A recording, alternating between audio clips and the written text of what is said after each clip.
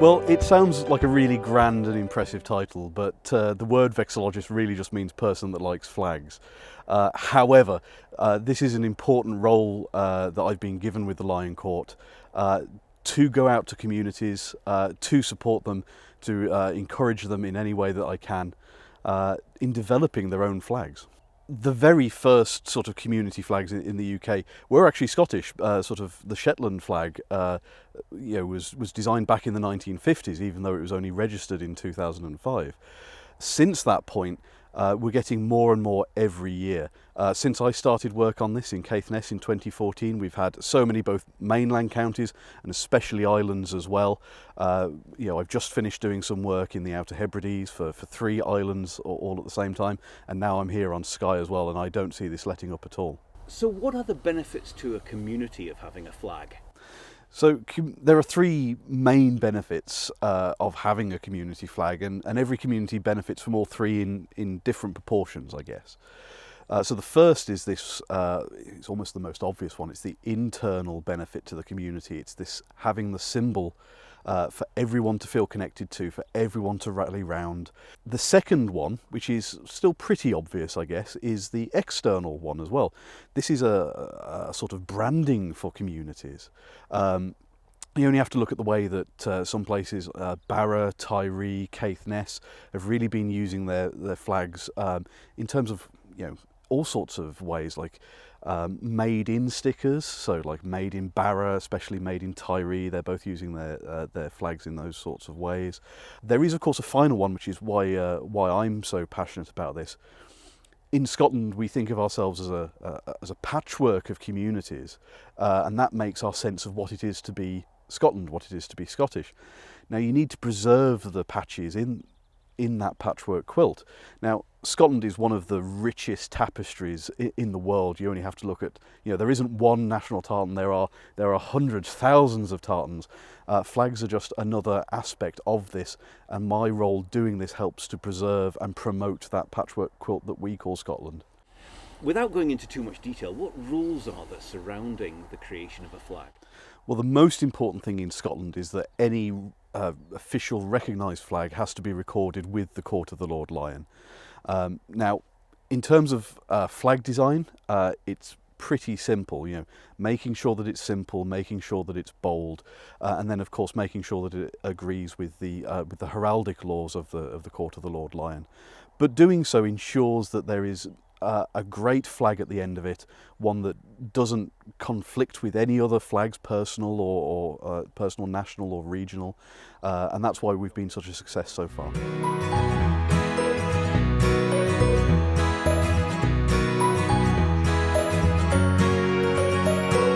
By the time you get to the Middle Ages, you can see that we've got again a soldier, this time a knight, and he's holding this shield, which we call his coat of arms.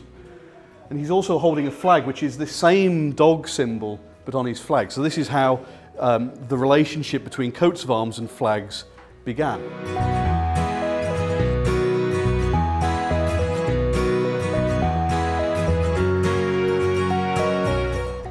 I think it's a great idea because it'll show that it's quite independent, so it has its own flag.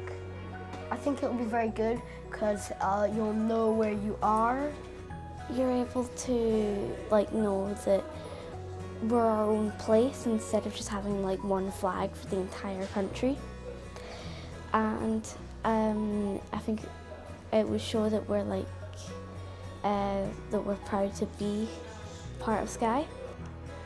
I think there should be a bit of blue because we get quite a lot of rain and there's lots of sea around us, and maybe something to do with shinty sticks or something, because we are quite passionate in shinty in SKYE. Maybe a wing, because it's also called the Wing Island.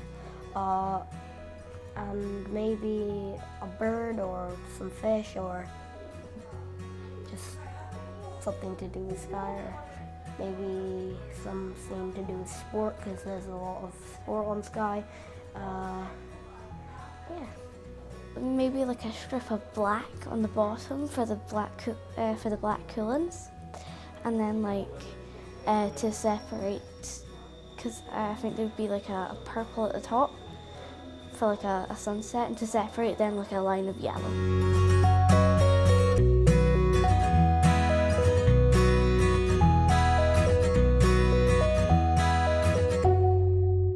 Well, you can enter through the West Highland Free Press, through the paper and through our website www.whfp.com. All the details are on there, and we'll be sharing stories online and in the newspaper and on our social media channels in the weeks ahead. The competition opened on the 1st of November. It'll stay open until the 1st of December, after which we'll compile a shortlist.